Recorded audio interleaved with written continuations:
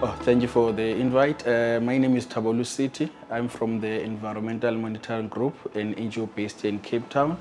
We work with farmers, around agroecology principles and agroecology initiatives. And also we are a water-focused organization where we look at bringing justice into the water sector.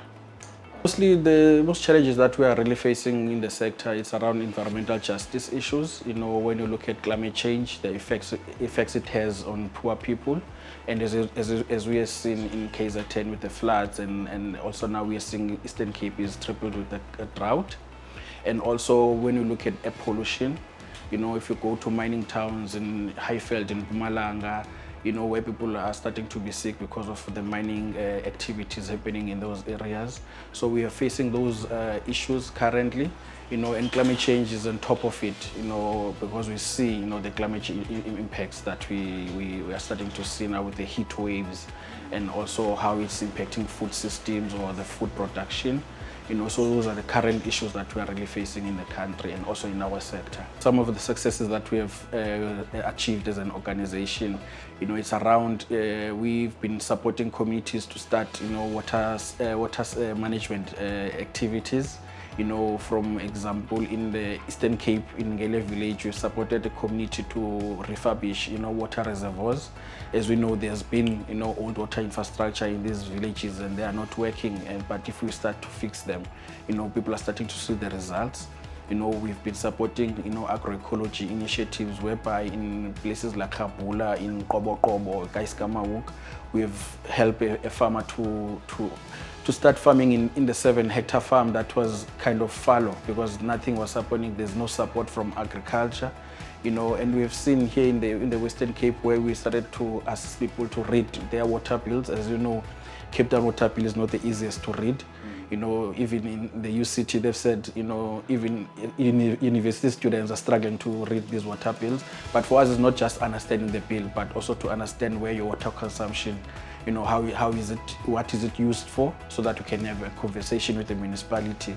So we've been having great dialogues, with the city, from that is organized from, communities, at a national level since 2012 until I think 2021. We had national dialogues with the National Water Department around the National Water Resource Strategy 2, where we forced the department to have an implementation plan for the National Water Resource Strategy 2.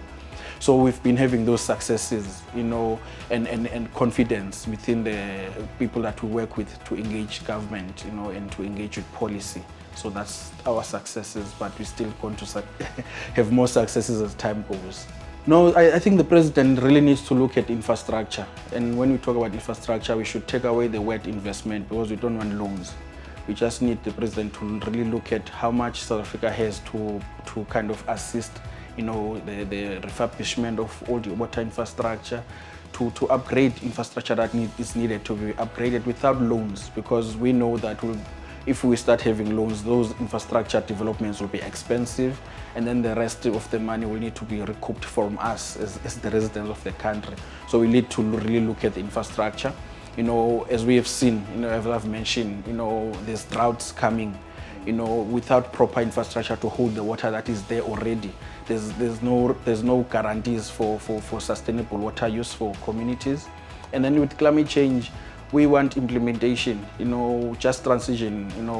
It's not only on the energy sector, we need just transition in the water sector and all the environmental justice kind of themes. If you look at climate change, if you look at health, if you look at spatial planning, because that's another critical one, because we currently inherited a very racist, spatial planning, whereby black people and those who are poor are staying, next to industries, next to landfills.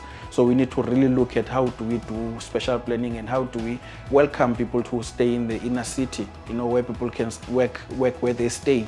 So there are many things that the president can look, but we need to really look at the infrastructure and without loans. I'm stating that one.